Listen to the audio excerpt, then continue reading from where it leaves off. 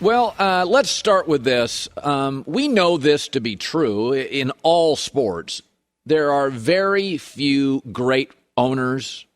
There are very few great front offices and very few great players. We know that. That's empirically true. We all know that. I've been talking about watching Winning Time on HBO. It's based on Jeff Pearlman's amazing book about the purchase of the Lakers by the late Jerry Buss, a maverick, just a unique all-time sports character. And since he has passed, it is not the same organization.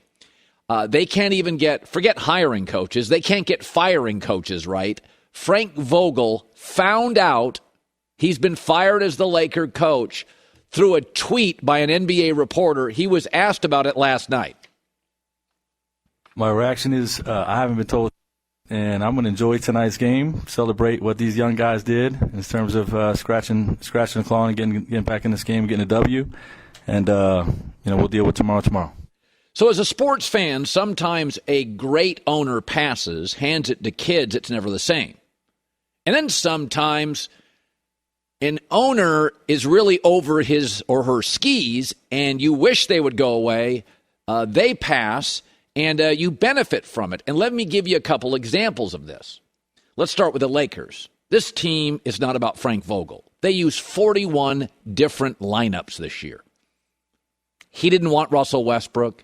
He got Russell Westbrook. Stories out this weekend in the LA Times. Westbrook was disrespectful, disingenuous, and a disaster for the Lakers. But don't forget, pre-Vogel, in Kobe's last year, if you take the last game Kobe ever played as a Laker, and the previous 5 years to that, they had the worst winning percentage in the league. This has been a mess for a long time. In fact, in the last 11 years, if you take out the bubble, the pandemic season, which was a weird break for one team in the NBA, the Lakers, because old LeBron and brittle Anthony Davis got a 4-month break in the middle of the season. If you take out the bubble season, the Lakers have won in 11 years, 41% of their games, and have had 6 head coaches in 11 years. This is not a Vogel issue. Maybe it is a Google issue. This is a systemic front office ownership mess. 1 playoff series win in 11 years, take out the bubble year, 41% of games they've won. They increasingly bring in old players with big names to make it relevant. Who is that? That's the Raiders. In the last 11 years with Al Davis. What did the Raiders do in the last 11 years before Mark Davis, who appears to be much more, let's be honest, in the last couple years, much more capable? Say what you want about him. You don't like his haircut. He's more capable. What were the Raiders and the current Lakers like? Well, in those last 11 years with Al Davis, they won 40% of their games. They had a front office, too many friends of Al Davis. They had a lot of bad draft picks. They were bringing in people like Randy Moss to remain relevant, like the Lakers are bringing in Dwight Howard or Carmelo or Russell Westbrook to make them relevant. So they sound big on paper, and then they're terrible on the floor. This is what it's become. Diehard fan bases, one in Los Angeles, one in Vegas, Oakland, and Los Angeles, the Raiders, great fans clinging to tarnished, dying brands. But don't let that pandemic season get in the way. 11 years, 6 head coaches, you're winning about 40% of your games. And like Al Davis's Raiders at the end, you're bringing in big names so you can sell tickets. It looks great on paper, but then you hand it to a coach and there's nothing he can do with it. This is not a quick turnaround. As the NFL exploded in revenue, the Raiders never seem to have enough of it. And as the NBA is exploding into a global game, Lakers sort of feel like an outdated local general store. Sad, but that's exactly what the Lakers have become. Forget hiring the next coach. They couldn't even fire Frank Vogel with dignity. Ric Bucher, NBA guy since the 90s, early 90s. He's going to join me here. I'm going to throw a trade thing at him. Okay, here we go. So, listen, you know and I know, in the NFL, you can cut guys, trade guys, no obstacles. It's very easy to go from bad to really good really fast. You get the right quarterback, the right coach. NBA, you're in quicksand if you're bad. You don't have draft picks. That's where the Lakers are. So you got to take a big swing because the LA market is more crowded than ever. 2 NFL teams, Lincoln Riley at USC. Clippers are now viable. They're going to take a big swing. They're not going to be patient. That's not what the Lakers are going to do. So I'll throw this at you. You call up Golden State and you say, Jordan Poole's becoming a star. You know it. Everybody knows it. And you're looking at Klay Thompson's contract and going, ugh. We'll take Klay Thompson. Give us James Wiseman, a big who can't stay healthy. He's a project. We'll take him. Those are 2 headaches that you won't admit publicly. That Jordan Poole's going to solve one. We'll give you Anthony Davis. That solves another. Now, he may not play 82 games, but you won't need him for that.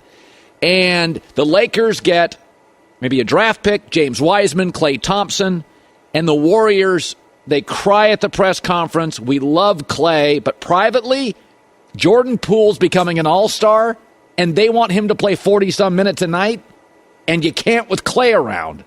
Is it nuts? Before I answer that, Colin, I just realized that you are the Russ Westbrook of talk show hosts because you just throw things. I mean, you just did it to Joy. You just did it to me now. Like, it's the right idea, but it's coming in so hot and unexpected that you never quite know. Like, oh, I didn't see that coming. Anyway, I'm not mad at that idea. I always appreciate your out-of-the-box thinking. Do I believe that the Golden State Warriors emotionally would be able to detach themselves from Klay Thompson at this point? No, not without a full season of seeing if he can get back to any semblance of Klay. So that's the biggest rub. But from a simply basketball standpoint, it's not the worst idea. I'm in full agreement with you on James Wiseman.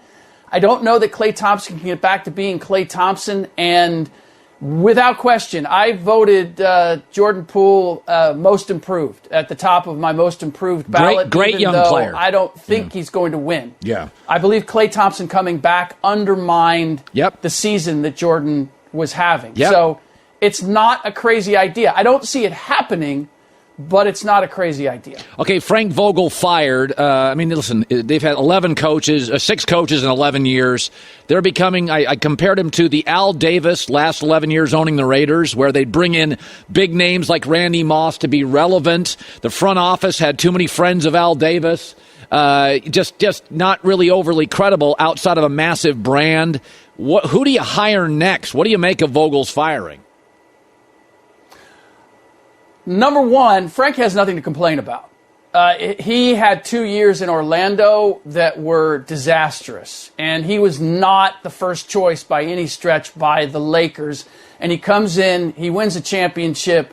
From everything that I've seen and heard, not a lot of what happened this season is being put on his plate, nor do I think it should be. This was a flawed roster from the very start, both from a basketball standpoint and a chemistry standpoint. And I knew that Frank didn't have the personality to ride roughshod over Russ, Dwight Howard, LeBron James, AD. It was just too much to ask. It would be too much to ask of anyone. So I don't have a problem with them moving on. I've said I've seen Mark Jackson change a culture, and the culture with the Lakers needs to be changed. Now, I haven't gotten any indication from sources that the front office is looking in Mark's direction, and that's going to be the greatest issue. There's always going to be an attraction to coaching the Lakers and to be the head coach in that market. But you're dealing with a LeBron James at this point. You have to know going in that everything is going to depend on your relationship with LeBron and your ability to build around LeBron.